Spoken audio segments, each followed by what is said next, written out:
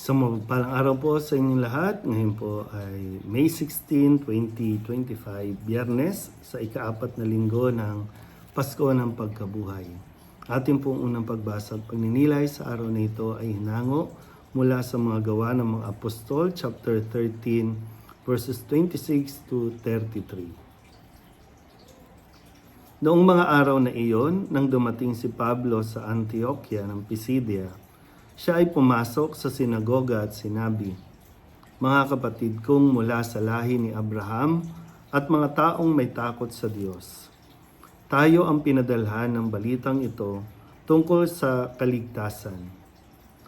Hindi kinilala ng mga naninirahan sa Jerusalem at ng kanilang mga pinuno na si Kristo ang tagapagligtas.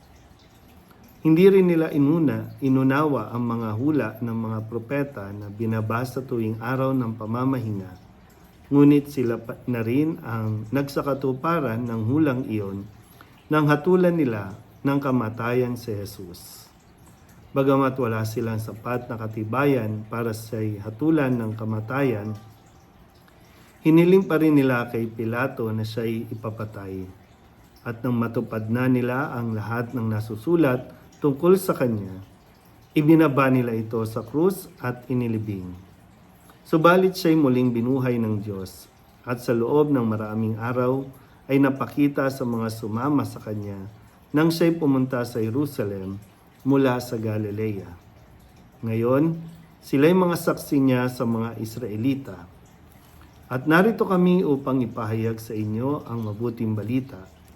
Ito ang pangako ng Diyos sa ating mga ninuno na kanyang tinupad sa atin nang muli niyang buhayin si Jesus. Ito ang nasusulat sa 2 awit. Ikaw ang aking anak, ako ang iyong ama. Ang salita ng Diyos.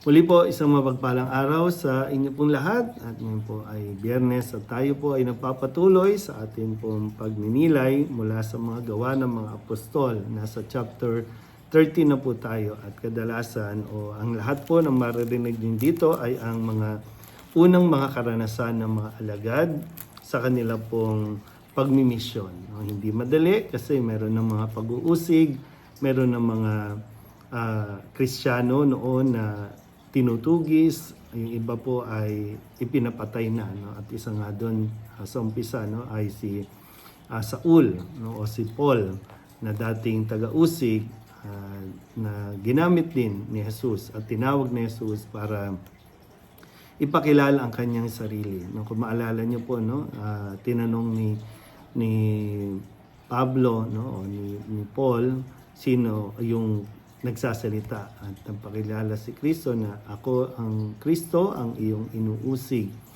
At doon din ay nagpakilala si Jesus at sinabi niya na si Pablo nga po ang magiging tagapaghatid ng mabuting balita sa mga hintil. At ngayon, sa bahaging ito, si Pablo ay nagsasalita na at ipinapakilala niya na si Kristo at kung ano ang ginawa ng mga Israelita, ng mga pinuno ng bayan kay Kristo, kung paano itong tinanggihan, kung paano itong pinaratangan upang mahatulan ng kamatayan. Subalit si Kristo ay muling nabuhay pagkatapos nga ng 3 araw at pinapakilala niya na si Kristo ang anak ng Diyos.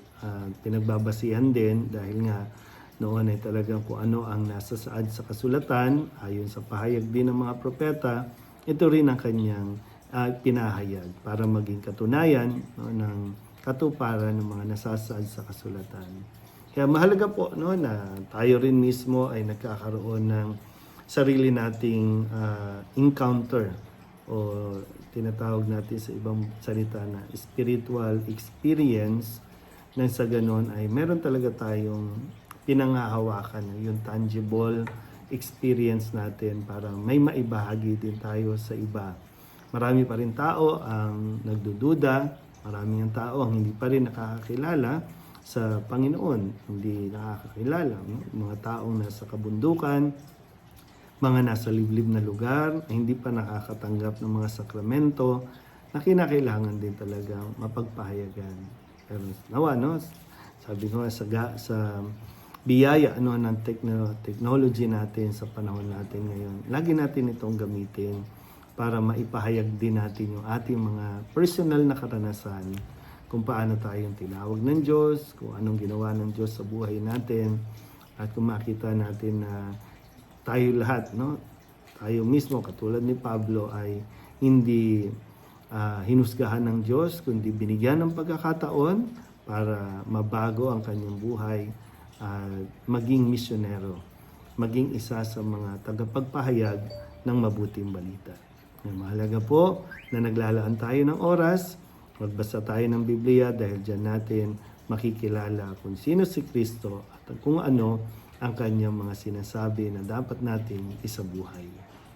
Muli po, isang mapagpalang araw sa inyong pagmamahal.